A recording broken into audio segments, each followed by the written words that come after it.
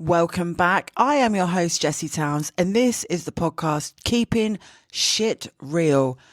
Welcome, everybody. How are we? Thank you for listening in again. I am gonna say this straight away. I'm sitting in a fucking hotel room in Manchester by myself.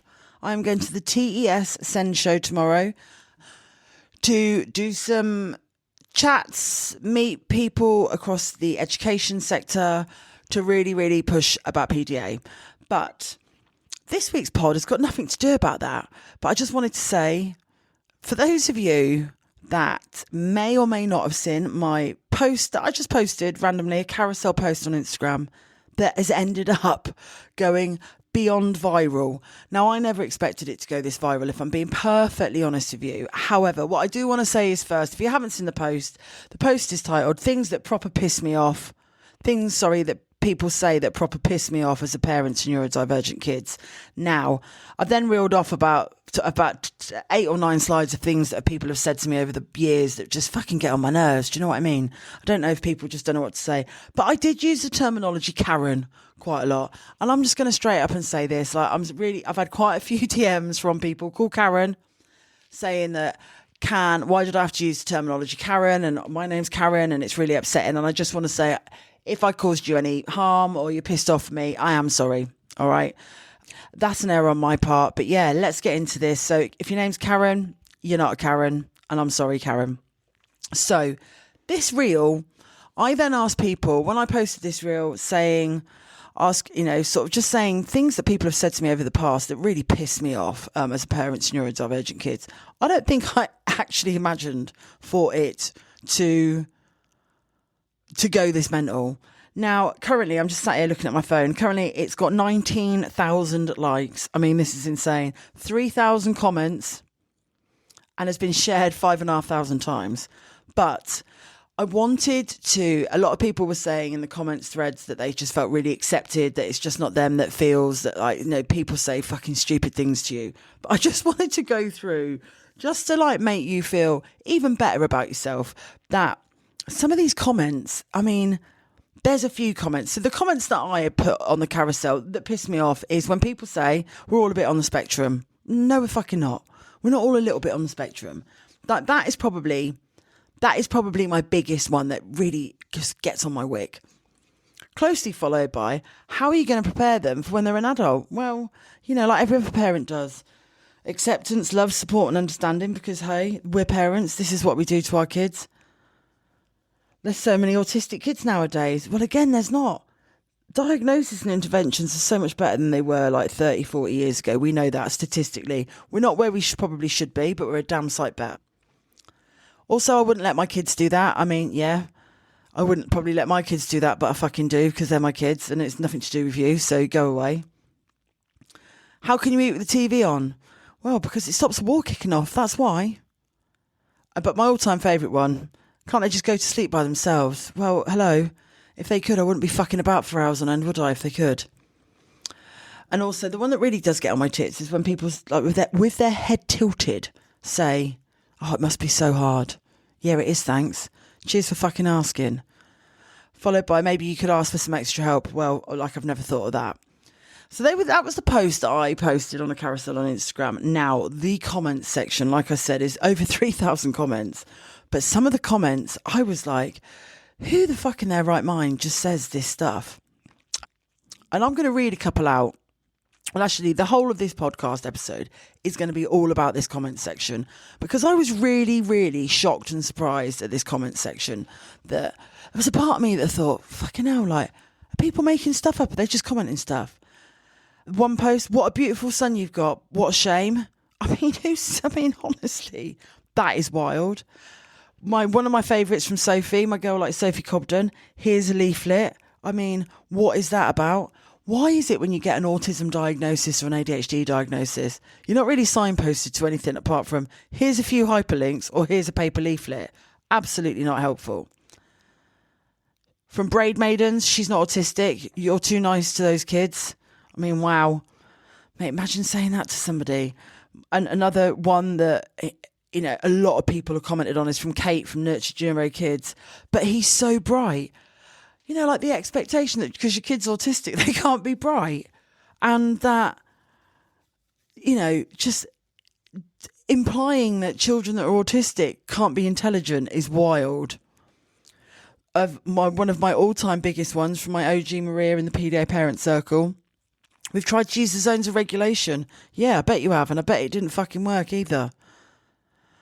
He's too handsome to be autistic. I mean, wow.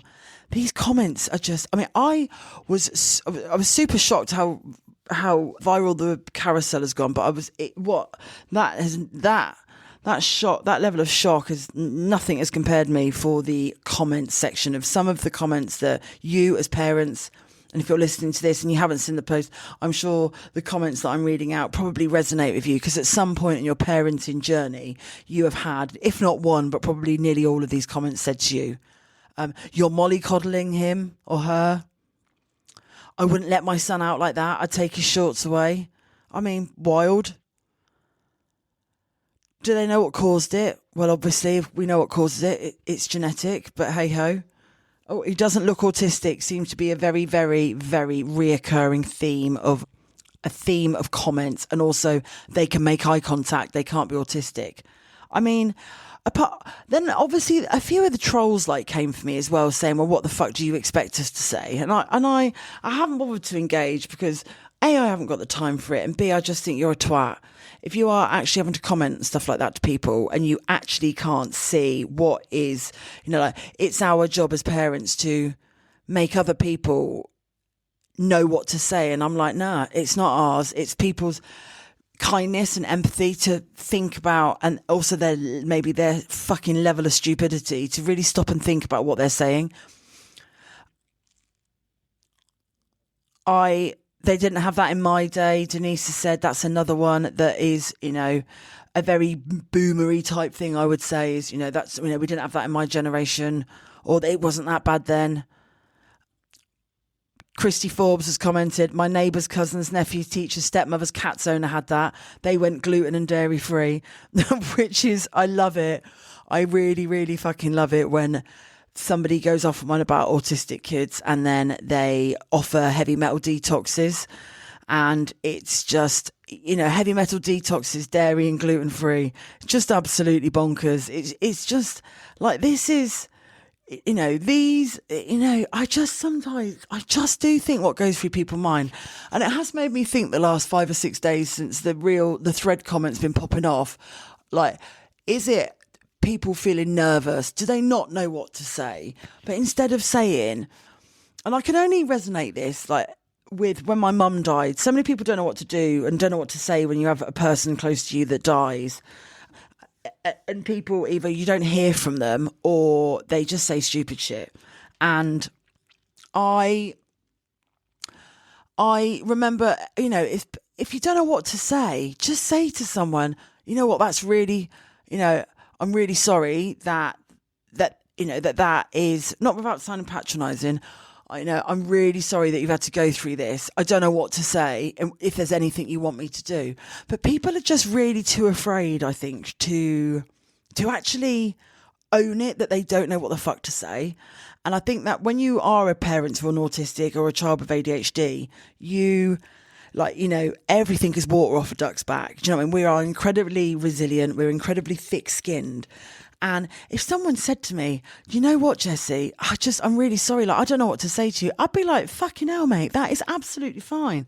The fact that you have said that you don't know what to say is even better, because it then allows me to be able to educate and teach people what they can say and what is appropriate and what is acceptable.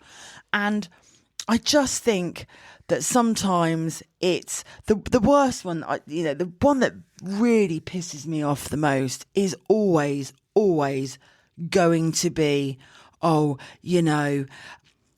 all a little bit on the spectrum. You'd be really surprised. I reckon that's been said to me hundreds of times. Another good old one that comes up, especially if you've got a child with PDA, have you tried a reward chart? Yeah, I've tried a reward chart, thanks babes. And it's been ripped up and torn out and thrown on the floor. I reckon with my PDA, we must have got through at least probably 4 or 5 reward charts and sticker charts before I suddenly clocked that that was the fucking trigger. And I was like, nah, not in my house. It's not happening. It causes more dysregulation. But also when schools aren't informed, I just also think that I also think that it's quite detrimental when people, say that but my friend's son had it, but he's grown out of it now. Like, you can't grow out of something. Like, this is the other thing. You cannot grow out of a disability. It's a lifelong disability. Like, that's the end of it. Like, that is black and white. And again, I do just feel that people are very, very awkward. And I do get it sometimes. I do sometimes feel that people that aren't in, I feel like if I was to go back 10 years before I had the twins, like how autistic informed was I? I probably was not that autistic. So there's probably high possibility at some point I may have said like something really fucking stupid like this to somebody because I wasn't informed. One of the other ones that has literally made me laugh out loud was, have you tried lighting a mood candle? And that was quoted from Cams. Wild. Maybe you could ask for some extra help. I mean, obviously, of course, we would ask for some extra help if there was any extra help to have. I mean, what extra help is there? None. How are you going to prepare them to be an adult a lot is another reoccurring theme. Or he's just a boy. No, he's not just a boy. And then you get twats like this. Love, acceptance, support and understanding doesn't create strong, independent adults. I mean, what a twat.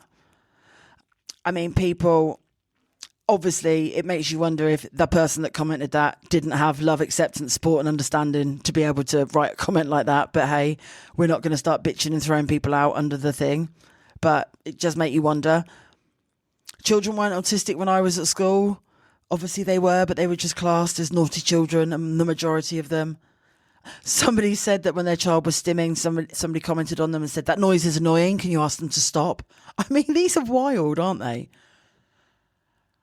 I think everybody giving them, and this is a really, really great comment here from one of my followers. I think everyone giving themselves self-diagnosis is becoming a part of the problem. People say to me, everyone's autistic, they've got ADHD now, everyone's saying that they are. That doesn't mean that they actually are, and it does completely take away from those that actually do struggle daily. And lots don't take it seriously because they assume it's just another person saying that their child is. And I can completely see the validation in here. So many people say, oh, but I'm undiagnosed. Oh, but I'm undiagnosed. And yeah, you might be undiagnosed, but I think there are a lot of people that maybe just say it because maybe they've said something very flippantly, or they've spoken without thinking, and they just, they can use it as a sort of a blame exercise. But it's a really, really valid point that has the self-diagnosis, has it diluted sometimes the seriousness that there are people that are undiagnosed? How's life been? And it been up to anything exciting? No, just been surviving, mate. Another one. It's a superpower. What's a fucking superpower? It's not a superpower. I mean, that is one that really grains on me. And also another one for ARFID, for the ARFID kids out there. Well, he'll eat if he's hungry. Well, no, it's not. It's not that. She's just naughty, which she definitely isn't. Obviously, she is neurodivergent and struggles. Obviously. I'm sure she'll grow out of it. He will sleep so well after this. No, he won't. I wouldn't give my kids any medication. Well, they're not your kids, so we don't need it. Your kid is your kid. That's a decision that you make, and if you make it, that's your decision, and fair play to you. Oh, do you know what? And I was just thinking then when I was reading through this, I haven't seen one of these for a few days on the comment. What vaccines did you give them? I mean, the vaccine, the heavy metal detox, and the gluten and dairy free flex seems to be a very good one that people seem quite happy to sort of classify people as. Now, I know mates that have got autistic children that their kids are vaccinated, and I've got kids like my children are vaccinated, but I've got friends whose kids aren't vaccinated. They're all autistic still. Guess what? What a surprise! Because you can't avoid it. I don't know how you do it. Again, no choice, love. So you've got to fucking get on with it. You've got to have firmer boundaries. Got to have firmer boundaries with these autistic kids, everybody. But you can't allow them to do that. Take the screens away. If they go hungry, they'll eat. Well, obviously they won't. They don't look autistic. Have you tried changing their diet? I think a lot of people read a lot of fake news. And I think this is where a lot of people get these ridiculous ideologies in their head from. That they just feel that, instead of doing what's the right word? I can't get my words out. Instead of doing actual research of autism and ADHD, they just read shit on the internet. So they've got all these informed decisions that they've made that have just been, generated online are absolute bullshit. I was in a taxi the other week and my son was really upset and I said, I'm sorry, he's autistic. And the driver said, oh, so you must give him an iPad and let him watch TV all the time when he was younger. We don't let my 1-year-old have screen time, so she doesn't get it. Wow. I mean, no, that is insane. Favourites from school. They're fine here. They're fine at school. Wild. And this is what stresses me out. This is why I'm in Manchester for the TES Send show, because even still that there are still some OTs and EPs and that people are not trauma informed. And I do feel that if you are an EP or an OT, it kind of really is your responsibility to a certain degree to be completely neuroaffirming and to be, PDA is a hot topic and it's not going to go away. And I get teachers that maybe are non-neuroaffirming because they've got a lot of children in their class, but it really does, you do need to be, I think, PDA informed. If you are an OT or an educational psychologist, you might have a different opinion if you think it's real or if you think it's not and you think it's bad behaviour or it's ODD. But staying open-minded and seeing the sides of both stories and the lived-in experience that parents experience when they have a child with PDA should never, ever be taken for granted. Technology seems to be a really common denominator in terms of blame. I can't believe you're not trying to say autism has increased. Of course it has. It's everywhere. He doesn't look autistic. And yeah, I know that it is, they look normal to me. Don't worry, they'll talk one day. It's just a phase. It's just a phase, guys. When your child's just been diagnosed and somebody says, oh, I'm so sorry, he has autism, how do you get rid of that? He doesn't look autistic. He'll grow out of it. Seriously, why do we have so many autistic? I mean, this is somebody. Why do we have so many autistic people on the planet these days? You think it's just those jabs they tell us are essential when we're a few weeks old? I don't know if that's a legit question or if somebody is being snide. I can't tell the difference between that. Why do we have so many autistic people on the planet these days? You think it's those jabs they tell us are all essential with them when we're a few weeks old? I think I'm going to delete his comment because I've got a slight feeling that that's somebody being a dick. They don't look autistic. The diagnosis is way better now. Talking about Joe Rogan and the vaccine lawyer that came out. I've absolutely not got any time for that. Yep, that's a comment of vaccines basically caused it. So he can be fucking deleted straight away off the comments section because I'm not having bullshit like that. See, I've had so many comments. This one is insane. Can you get your child to stop flapping his hands? People will look at him when he's older. Wow. I mean, if a family member said that to me, I think I probably would never speak to them ever again. That would really upset me. I mean, I've got really thick skin and I can kind of let things go. Like my mum's obviously dead, but my dad's in his 70s. My in-laws are in their 70s. And there's a part of me that, not that I accept that the fact that there's an element that they may never really fully understand it. My dad is very, very much more laid back. My dad was a mental health nurse for years. So, if Maxie calls him a fucking dickhead, he's like, no, that's all right. It doesn't bother me. I've been called way worse. But I think there's an element sometimes, like my in-laws absolutely love my kids. But, sometimes the things that they say, I just think, oh my God, like, listen, this is like, some of the stuff they say is just wild. But I think actually that it comes with a good intention and it's about them. I feel like I can educate them and they are of a kind of generation to a certain extent. But it's really wild when people are starting commenting, I don't know how you do it. And I do think a lot of the time it is one of those. I mean, there's a disgusting comment on here, which I'm not even going to bother to read out because I'm not giving anybody like that any fucking airtime on my podcast.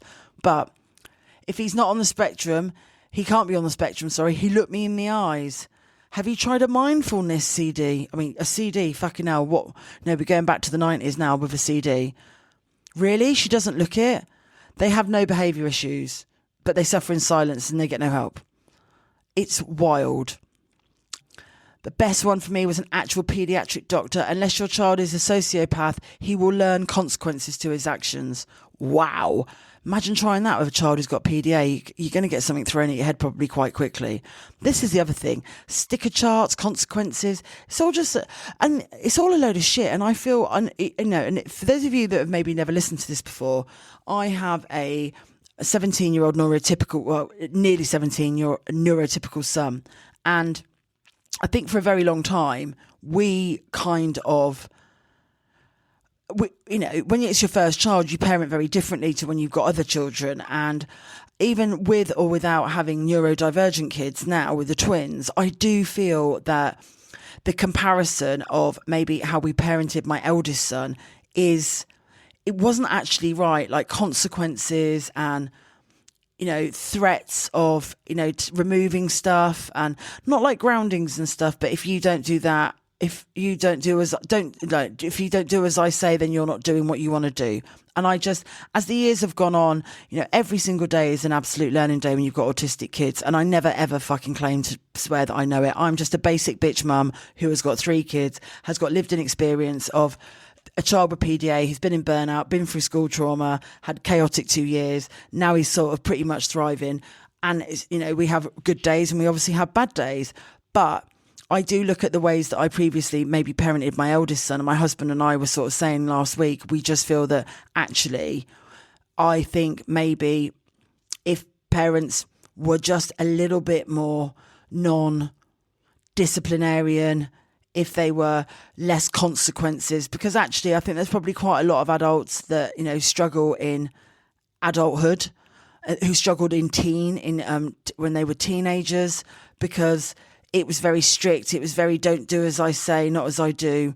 And actually, I don't think these are the right way to parent kids, neurodivergent or not, or neurotypical. Do you know what I mean?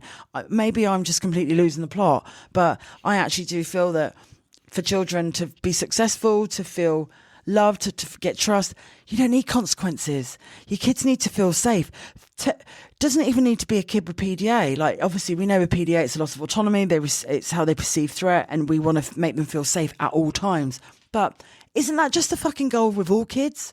Isn't that the goal that all children want, is to feel safe? And for those of you that do know, or maybe you don't know, my youngest son, goes to a specialist school. Now, one of the children that he shares his transport with has been in and out of care homes his entire life. And he has had 16 foster parents. 16. And he's fucking 11. Do you know what I mean? And where's the trust, where's his trust going to be in adults? Where's his love going to be? And I just think, it broke my heart when my son came home and told me, oh, he's on his 15th or 16th set of parents, mum. And I was like, what the hell do you mean? And then he sort of said, oh, he moves about. And then obviously suddenly the penny clicked. And I just thought, fucking hell, that is so, so sad. But anyway, I've gone off on a bit of a waffle now. So let's just have a look through the rest of these comments before I finish up. I just wanted to do this podcast because I just wanted to make everybody feel accepted, that you're not the only people or person that has people say mad shit to you. But why do they need a label? You shouldn't let that define them. But he's so smart. They just need discipline. Have you tried karate or group sports? I mean, honestly. Did you do anything nice on the weekend? Oh, that one is a classic. Did you have a nice chilled out weekend? Absolutely not. Of course I didn't. I was battling fires. He'll eat when he's hungry. Have you tried a calm bedtime routine? I mean, it's just absolutely I mean, I reading these in the last week have made me feel incredibly accepted that there is a lot of us, thousands of us out there, in fact, that have felt like we have been, our decision making and our children with that are autistic or have got ADHD have been questioned, and that we're not doing the right things. And I'm here to tell you, you're fucking absolutely smashing it. It's hard work, it's hard going, but I think this is the great thing about having a community, is that we all get it. Sorry, I've just read another one that said Einstein couldn't talk until he was 6. Oh my God. Oh wow, this is wild. But yeah, this is about acceptance. And I think, like I said a minute ago, we're very thick-skinned, we're very resilient. If you've been called a fucking cunt by your own child, absolutely, comments from other people, but it's not to say that those comments sometimes can't hurt. Of course they're harmful, and they can be hurtful, and they can cause issues with maybe family members. It could be a sibling, it could be your other half, it could be in-laws, it could be grandparents, because it is upsetting when people don't really understand. I mean, and I think, I've got ADHD, and I think I say a lot of things without thinking, hence, the Karen post of saying things, in hindsight, I probably should have thought about that and thought, there's probably going to be at least 4 or 5 Karens that follow me on Instagram that are going to probably be highly offended by this. But, I'm first person to hold my hand up and say if I fuck something up. But I think it's the ignorance sometimes when people say really stupid things about autistic and ADHD kids, that they feel awkward, and they just, instead of saying, oh, you know what, it's one of those that it's like, where do we go from here? Like, how can we educate people more? And it's about talking about it. It's about sharing it, constantly sharing it and constantly talking it. Like, never be afraid to talk about your child and how amazing they are. I mean, I just did a post today about, I do feel like sometimes when I'm doing my own Instagram posts, it's very one-sided of things that my PDA does that I find that are hard work, and I don't want my Instagram page to be like that. I want my page to also never forget that kids with PDA are fucking awesome, and they have some, so many amazing and wonderful traits. They're funny, they're loving, they're caring, they have got a wicked sense of humour. They are great at creative, at drawing, at building. They never forget things. They are incredibly hilarious. And I just think your kids are wonderful. And basically, just don't listen to the shit that people say. And if you do listen to them and it really upsets them, and it upsets you by what they've said, just say, you know what? I really need you to look at how you reword that and look at it through a different lens. Look at it through my lens. This is my life, and this is what we have to go through day in and day out. And I find your comments really hurtful. So that's it for today.